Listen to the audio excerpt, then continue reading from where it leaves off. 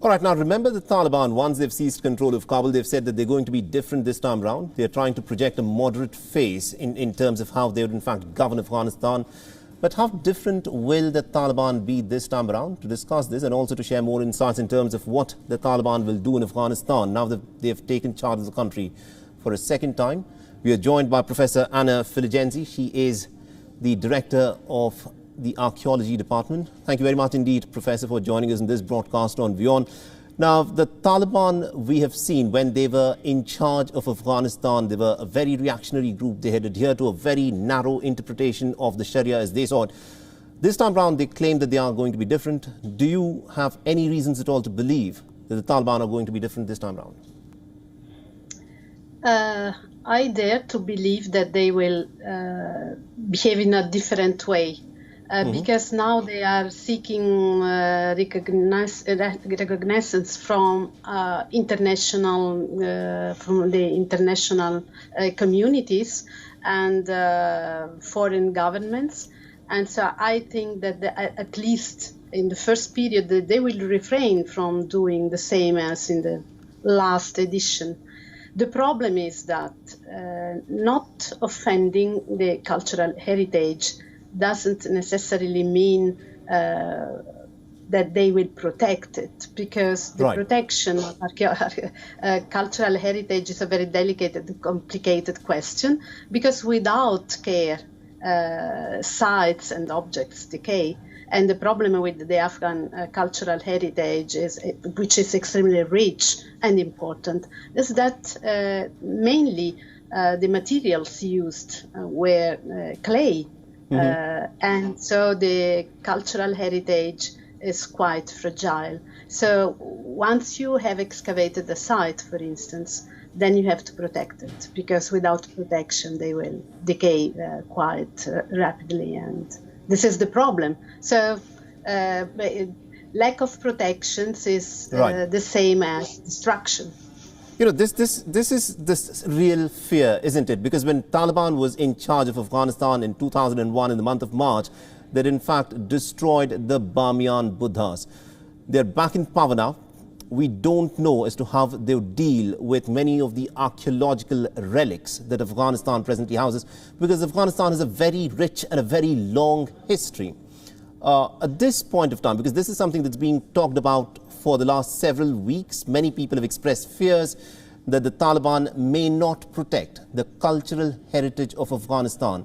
Do you think Taliban has given any indication at all that it would be willing to protect and preserve the archaeological heritage in the country?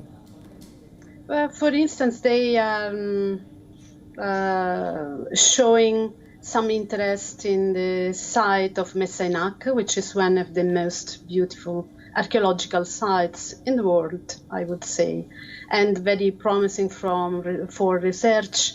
Very large site, which is a proto-industrial town, and which civil settlements, religious settlements, areas of because you know Messainak sits on an ancient copper mine, so there are also traces of the ancient exploitation of the mine. So it's an extremely rich site, which has yielded thousands of very important relics. So they are now showing somehow that they will protect the site. But the problem is that the protection of cultural heritage implies, a network. A network for the protection of sites, for guarding the sites, and preventing looting. The looting of archaeological sites has been one of the most active voices in the economy of Afghanistan. So, and we fear that this habit will continue, because if there is no precise will to stop it, so we will see. But for the time being, there is confusion. We cannot say that there is a government, a stable government in Afghanistan. So in this situation of in this chaotic situation, everything can happen, and nobody can do anything to prevent this or to stop this, because we are not able to do anything from outside, apart from stressing the importance of the Afghan cultural heritage and the impact that the knowledge, a better knowledge of the Afghan archaeological heritage, cultural heritage, will have on the history, on global history. Absolutely. So this cultural heritage belongs to Afghan people, of course, but it belongs also to the globe, and so we have to protect these memories of the past. And Professor, very quickly, because we're a bit short of time, it is one thing to protect the archaeological sites, but it's also equally important to protect the relics that are already present. For instance, at the National Museum in Afghanistan, which reportedly houses as many as about 80,000 relics belonging to the Buddhist, the Persian and the Islamic dynasties that have ruled Afghanistan in the past. But with the chaos that is prevalent and with the international attention right now on the humanitarian crisis in Afghanistan, is there anything at all that the international community can do to safeguard, some of these relics of the National Museum in Afghanistan ending up in the black market through smugglers? We have to show attention, and we have to be careful. We have to, try to detect any looting, any moving of artifacts from the Kabul Museum to private collections. So what we can do is to